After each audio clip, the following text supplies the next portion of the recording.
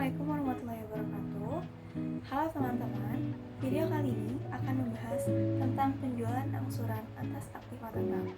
Video ini disusun oleh Clara Devina Puspa, Jian Rizky Anandita, dan Tria Sucialiska. Selamat menyaksikan dan semoga bermanfaat. Di sini ada pencatatan penjualan angsuran, di mana penjualan angsuran tidak selalu diperlakukan sama karena perlakuan akuntansinya tergantung pada jenis barang yang dijual. Kita mulai dari jenis risikonya yang paling tinggi, yaitu barang tidak bergerak. Nah, pada penjualan barang tidak bergerak, saat penjualan, nama barang yang bersangkutan langsung dikredit sebesar beban pokok penjualan. Selisih antara harga jual dan beban pokok penjualan langsung diakui sebagai laba belum direalisasi. Nah, kita pakai real estate sebagai contoh penjualan angsuran pada barang tidak bergerak. Jika perusahaan menjual rumah atau tanah secara angsuran, pada saat penjualan terjadi, harga pokok atau biaya perolehan properti langsung dicatat sebagai HPP. Selisih antara harga jual dengan harga pokok disebut laba kotor, tapi belum diakui sebagai laba, melainkan dicatat sebagai laba kotor yang belum terrealisasi atau deferred gross profit. Nah, kenapa belum diakui? Karena pembeli masih mencicil, sehingga masih ada risiko batal dan laba kotor akan diakui secara proporsional setiap kali cicilan diterima. Sebelumnya, kita sudah membahas penjualan angsuran untuk rumah atau tanah. Sekarang kita lanjut ke penjualan angsuran untuk barang bergeraknya, seperti elektronik atau kendaraan. Nah, pada penjualan barang bergerak, laba kotor yang belum direalisasi belum diakui pada saat terjadi transaksi penjualan. Laba kotor yang belum direalisasi baru dihitung pada akhir periode. Nah, penjualan angsuran pada barang bergerak ini misalnya tadi elektronik, kendaraan, atau barang dagang. Nah, untuk barang bergerak, laba kotor baru dihitung pada akhir periode, bukan saat penjualan langsung. Lalu tidak ada laba kotor yang diakui jika penjualan belum dipastikan disetujui atau masih beresiko batal. Yang artinya, selama cicilan belum diterima, belum ada laba kotor yang diakui. Dan laba hanya dihitung setelah periode berakhir berdasarkan cicilan yang diterima. Setelah memahami konsep penjualan angsuran baik pada barang tidak bergerak dan barang bergerak, selanjutnya kita akan melihat penerapannya secara langsung melalui contoh kasus. Pada tanggal 1 November 2019, PT Mina melakukan penjualan rumah kepada Bapak Firdaus dengan nilai buku rumah tersebut saat dijual adalah 60 juta. Sedangkan harga jualnya adalah 100 juta dengan beberapa ketentuan yang diatur di dalam kontrak penjualannya, khususnya yang berhubungan dengan syarat pembayaran sebagai berikut, yaitu pembayaran pertama down payment sebesar 20 juta, sisanya diangsur dengan pembayaran tiap 4 bulan masing-masing 8 juta, lalu komisi sebesar 14% per tahun untuk sisa pinjaman yang belum dibayar, dan komisi biaya-biaya lainnya guna penjualan tersebut sejumlah 4 juta telah dibayar tunai oleh PT Mina. Pembahasan selanjutnya akan dilanjutkan oleh rekan saya. Selanjutnya, materi akan dilanjutkan oleh saya, Clara Devina, mengenai jurnal yang dibuat oleh PT Mina, laba diakui dalam periode penjualan. Yang pertama, pada tanggal 1 November 2019, menerima pembayaran pertama sebesar 20 juta dan hipotek untuk sewa yang belum dibayar sebesar 80 juta. Jurnal yang tertulis dalam laba yang diakui pada periode penjualan yaitu kas pada posisi debit senilai 20 juta, PPA atau piutang penjualan angsuran senilai 80 juta, dan rumah pada posisi kredit senilai 60 juta, laba pada posisi kredit senilai 40 juta. Selanjutnya ada B, biaya yang perlu dikeluarkan, yaitu tertulis dalam jurnal biaya penjualan di posisi debit 4 juta, kas pada posisi kredit 4 juta. Selanjutnya, pada tanggal 31 Desember 2019, terdapat bunga yang masih harus diterima atas hipotek sebesar 14% untuk jangka waktu 2 bulan, yaitu 80 juta dikali 14% dikali 2/12 sama dengan 1.900.000. Jadi jurnal yang tertulis pada laba yang diakui dalam periode penjualan yaitu piutang bunga senilai 1.900.000 pada posisi debit dan terhadap pendapatan bunga di posisi kredit senilai 1.900.000. Selanjutnya terdapat LKD atau laba kotor yang direalisasi sebagai berikut, yaitu 40% atas 40 juta dibagi 100 juta dikali 100%, yaitu penerimaan kas pada tahun 2010 sebesar 20 juta. Jadi LKD 40% dikali 20 juta sama dengan 8 juta. Pencatatan pada jurnal baru ada setelah laba diakui secara proporsional dengan pembayaran yang telah diterima. Selanjutnya, untuk menutup rekening nominal laba atau rugi, yaitu tercatat jurnal laba di posisi debit senilai 40 juta, pendapatan bunga di posisi debit senilai 1.900.000, dan terhadap beban penjualan pada posisi kredit senilai 4 juta, laba atau rugi sebesar 37.900.000. Pada tanggal 1 Januari 2020, penyesuaian terjadi kembali, yaitu jurnal tercatat pendapatan pada bunga pada posisi debit senilai 1.900.000, terhadap piutang bunga pada posisi kredit senilai 1.900.000. Selanjutnya, terjadi transaksi lagi tanggal 1 Maret 2020 diterima pembayaran atas angsuran hipotek sebesar 8 juta dan bunga hipotek sebesar 80 juta dikali 14% dikali 4 dibagi 12 sama dengan 3.700.000. Maka jurnal yang tercatat yaitu kas pada posisi debit 11.700.000, PPA atau piutang penjualan angsuran pada posisi kredit senilai 8 juta dan pendapatan pada bunga di posisi kredit nilai 3.700.000. Selanjutnya, pada tanggal 1 Januari 2020 terjadi transaksi yaitu diterima pembayaran atas angsuran hipotek sebesar 8 juta dan bunga hipotek sebesar 72 juta dikali 14% dikali 4 dibagi 12 sama dengan 3.400.000. Maka kas yang tercatat yaitu kas pada posisi debit senilai 11.400.000, PPA di posisi kredit senilai 8 juta dan pendapatan pada bunga di posisi kredit juga senilai 3.400.000. Transaksi yang terjadi berikutnya yaitu pada tanggal 1 November 2020 diterima pembayaran atas angsuran hipotek sebesar 8 juta dan bunga hipotek sebesar 64 juta dikali 14% dikali 4 dibagi 12 sama dengan 3 juta. Maka jurnal yang tercatat yaitu kas pada posisi debit senilai 11 juta, PPA pada posisi kredit senilai 8 juta dan pendapatan bunga senilai 3 juta. Selanjutnya, transaksi yang terjadi pada tanggal 31 Desember 2020 yaitu bunga yang masih harus diterima atas hipotek sebesar 14% untuk jangka waktu 4 bulan senilai 56 juta dikali 14% dikali 2 dibagi 12 sama dengan 1.300.000. Maka jurnal yang tercatat yaitu piutang bunga pada posisi debit senilai 1.300.000 terhadap pendapatan bunga pada posisi kredit senilai 1.300.000.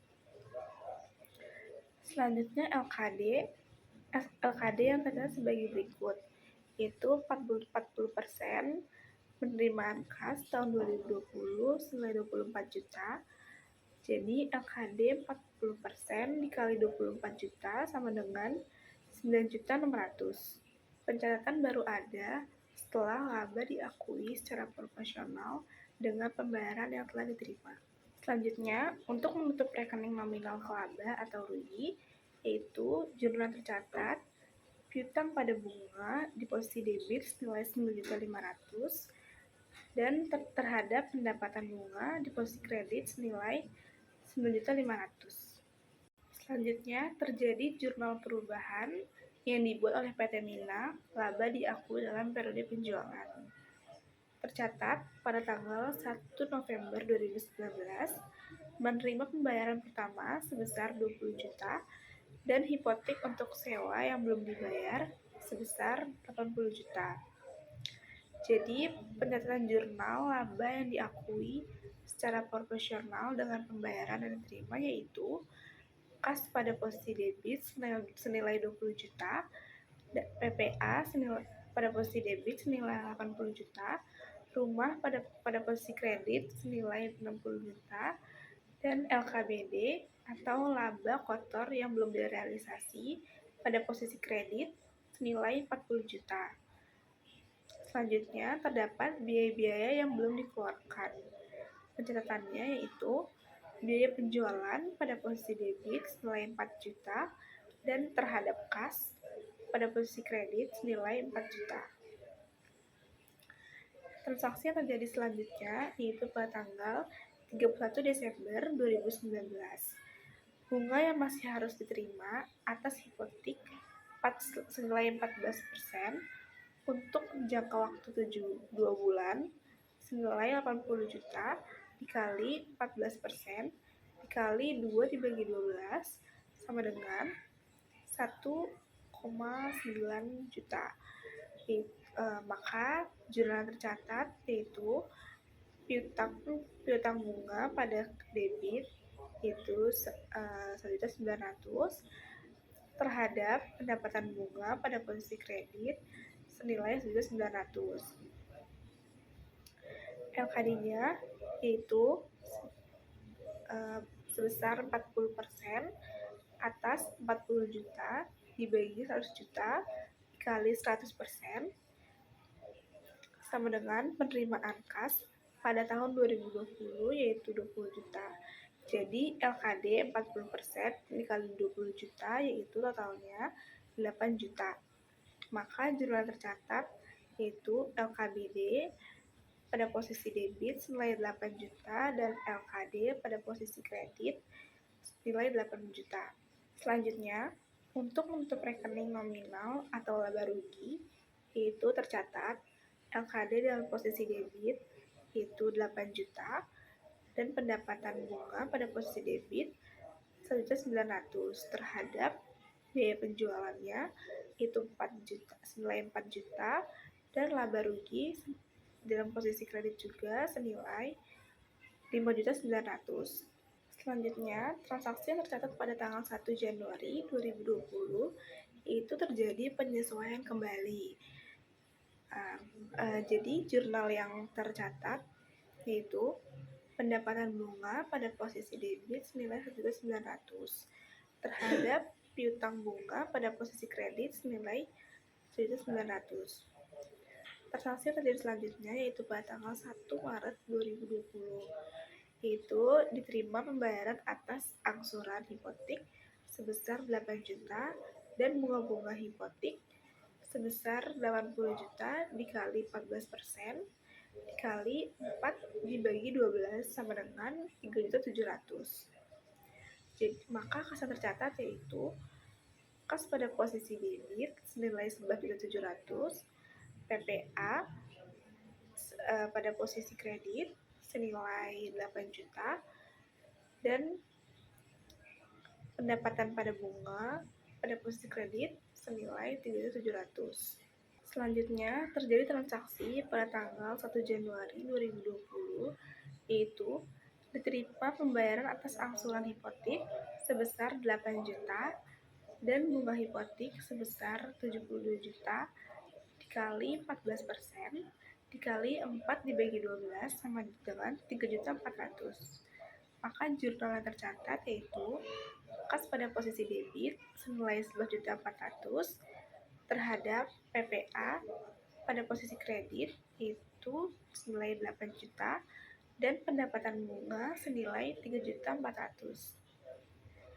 Selanjutnya transaksi pada tanggal 1 November 2020 diterima pembayaran atas angsuran hipotek sebesar 8 juta dan bunga hipotek sebesar 64 juta dikali 14% dikali 4 dibagi 12 sama dengan 3 juta. Jadi jurnal tercatat yaitu kas pada posisi debit senilai 11 juta terhadap PPA pada posisi kredit senilai 8 juta dan pendapatan bunga pada posisi kredit senilai 3 juta. Selanjutnya pada tanggal 31 Desember 2020, bunga yang masih harus diterima atas hipotek yaitu sebesar 14% untuk jangka waktu 4 bulan senilai 56 juta dikali 14% dikali 2 dibagi 12 sama dengan 1.300.000. Maka jurnalnya piutang bunga pada posisi debit 1.300.000 terhadap pendapatan bunga pada kredit 1.300.000.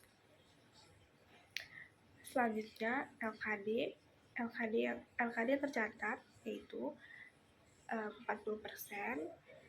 sebagai penerimaan kas pada tahun 2020 yaitu 24 juta.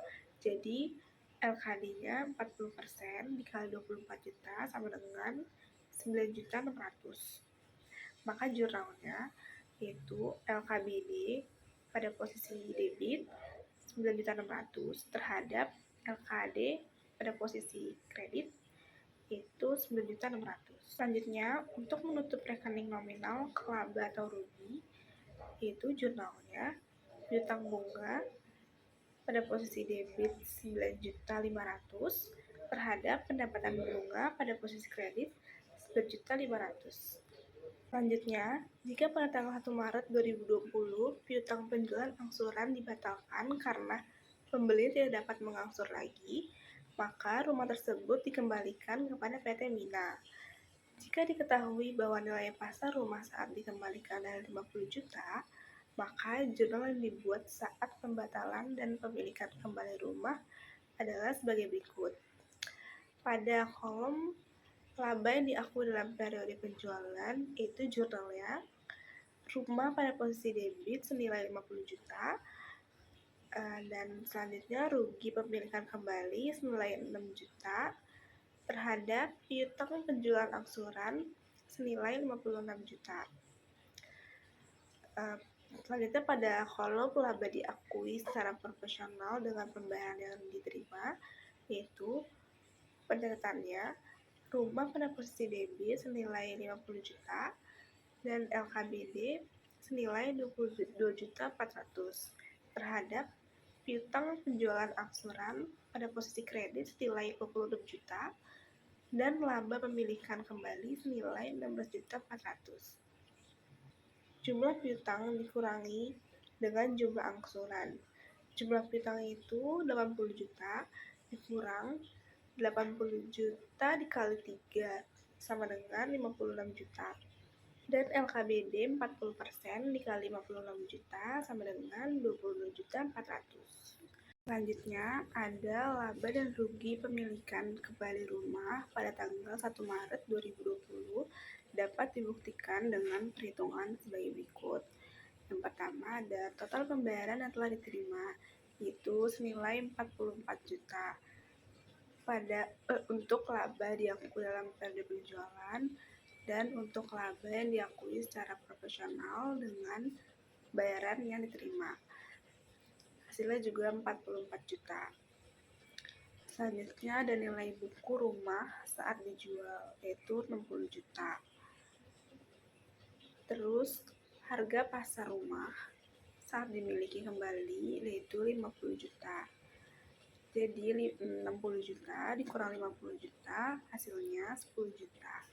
Untuk pencatatan laba diakui dalam periode penjualan dan pencatatan laba diakui secara proporsional dengan pembayaran yang diterima. Hasilnya juga 10 juta. Selanjutnya ada laba bersih yaitu 34 juta didapat dari 44 juta dikurang 10 juta, hasilnya 34 juta. Selanjutnya ada laba yang telah diakui sebelum kepemilikan kembali rumah, yaitu untuk laba yang diakui dalam periode penjualan tercatat 40 juta, sementara untuk laba diakui secara proporsional dengan pembayaran yang diterima itu tercatat 17.600.000. Selanjutnya ada laba rugi kepemilikan kembali rumah, yaitu ada 6 juta, didapat dari 34 juta dikurang 40 juta, hasilnya 6 juta. Selanjutnya untuk kolom laba ini secara proporsional dengan pembayaran yang diterima, hasilnya 16.400.000, didapat dari 34 juta dikurang 17.600.000. Di sini terangkan bahwa 17.600.000 itu didapat dari persenan laba dikali total pembayaran yang telah diterima. Yang selanjutnya ada penjualan barang bergerak. Ini ada ilustrasi penjualan barang bergerak pada PT Roma 1 Januari 2017. Terdapat aktiva lancar, hutang lancar, yang dimana aktiva lancar terdiri dari kas sebesar 15 juta, persediaan barang dagang 120 juta, piutang dagang 10 juta, piutang penjualan angsuran 2016 60 juta, dan piutang penjualan angsuran 2017 49 juta, yang dimana jumlah aktifanya sebesar 254 juta. Untuk utang lancar terdiri dari utang dagang 24.650.000, LKBD-nya 2018-nya sebesar 12 juta, LKBD 2018 7.350.000, modal sahamnya 150 juta, dan laba ditahannya sebesar 60 juta. Untuk total jumlah hutang dan modalnya sebesar 254 juta. Dan selanjutnya itu ada beberapa transaksi-transaksi yang terjadi selama tahun 2017 di PT Roma, merupakan sebagai berikut ini. Yang pertama, ada penjualan tunai sebesar 40 juta, penjualan kredit 150 juta, harga pokok penjualan 130 juta, penjualan angsuran 200 juta, harga pokok penjualan angsuran 150 juta, pembelian kredit 400 juta. Untuk penerimaan kas diperoleh dari piutang dagang 90 juta, piutang penjualan angsuran 2017-nya 80 juta, untuk piutang penjualan angsuran 2016 47 juta, piutang penjualan angsuran 2015 45 juta. Untuk pengeluaran kas untuk pembayaran utang dagang sebesar 100 juta, biaya operasionalnya 50 juta. Jadi untuk berdasarkan data berikut didapat untuk persentase laba kotor untuk masing-masing tahun adalah untuk 2015 sebesar 15%, 2016 sebesar 20%, dan 2017 sebesar 25%. Jadi untuk transaksi-transaksi yang sebelumnya terjadi, maka ada beberapa jurnal yang harus dibuat. Yang pertama itu adalah jurnal saat penjualan, yang dimana kasnya itu sebesar 40 juta, piutang dagangnya 150 juta, penjualannya 190 juta, piutang penjualan angsuran 200 juta, dan penjualan angsurannya sebesar 200 juta. Lalu ada jurnal yang kedua, ada jurnal saat pembelian barang dagang, di mana pembeliannya 400 juta, berarti utang dagang di kreditnya sebesar 400 juta. Dan untuk jurnal yang ketiga itu ada jurnal saat penerimaan kas, di mana ada kas 262 juta, untuk kreditnya itu ada piutang dagang 90 juta, piutang penjualan angsuran 2017-nya 80 juta, piutang penjualan angsuran 2016-nya 47 juta, piutang penjualan angsuran 2015-nya 45 juta. Dan untuk jurnal yang keempat itu ada jurnal saat pengeluaran kas, di mana utang dagang sebesar 100 juta dan biaya operasinya 50 juta, kasnya sebesar 150 juta. Dan yang selanjutnya itu adalah penyesuaian penjualan angsuran, di mana HPP angsurannya 150 juta, penjualan angsurannya 150 juta. Untuk akun menutup penjualan angsuran, yaitu ada penjualan angsuran 200 juta, harga pokok penjualan angsurannya 150 juta, laba kotor untuk belum direalisasikan sebesar 50 juta. Yang selanjutnya itu mencatat laba kotor yang direalisasi, yaitu laba kotor belum direalisasi untuk tahun 2017 20 juta, tahun 2016 9 juta 400, tahun 2015 6 juta 750 ribu. Jadi untuk total laba kotor yang direalisasi 2015 sampai 2017 sebesar 36.150.000. Dari keterangan yang tadi itu kita dapat simpulkan bahwa laba kotor untuk belum direalisasi tahun 2017 sebesar 20 juta, 2016 sebesar 9.400.000 dan 2015-nya itu sebesar 6.750.000. Dan yang selanjutnya yaitu menutup persediaan awal, pembelian, dan pengiriman penjualan angsuran ke laporan laba rugi. Yang pertama, laporan laba rugi itu terdapat 370 juta, penjualan angsurannya 150 juta, pembeliannya 400 juta, dan persediaan awalnya 120 juta. Yang selanjutnya yaitu menutup persediaan akhir sebesar 240 juta ke laba rugi, dengan persediaan akhir 240 juta dan laba ruginya 240 juta. Dan yang selanjutnya ada menutup penjualan reguler ke laba rugi dengan penjualannya 190 juta, laba ruginya 190 juta. Yang selanjutnya ada menutup laba kotor direalisasi ke laba rugi dengan laba kotor direalisasi sebesar 36.150.000 dan laba ruginya 36.150.000. Yang selanjutnya ada menutup biaya operasional ke laba rugi dengan laba rugi 50 juta dan biaya operasionalnya 50 juta. Selanjutnya ada mencatat biaya pajak penghasilan. Biaya pajak penghasilannya 4.615.000, utang pajak penghasilannya 4.615.000.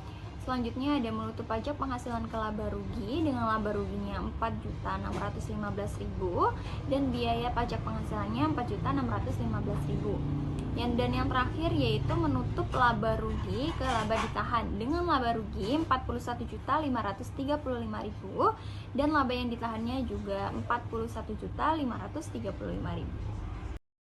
Dan pada slide 13 dijelaskan tentang alternatif prosedur untuk menghitung laba kotor direalisasi adalah sebagai berikut. Di mana keterangannya untuk yang pertama itu ada laba kotor belum direalisasi sebelum penyesuaian. 2017-nya 50 juta, 2016-nya 12 juta, 2015-nya 7.350.000. Dan untuk yang kedua itu ada laba kotor belum direalisasi akhir tahun 2015, di mana 2017-nya itu 30 juta. 2016-nya itu 2.600.000 dan 2015-nya itu 600.000. Dan yang terakhir ada laba kotor yang direalisasi dari hasil pengumpulan piutang penjualan angsuran selama tahun 2017. 2017 20 juta, 2016-nya 9.400.000 dan 2015-nya itu sebesar 6.750.000.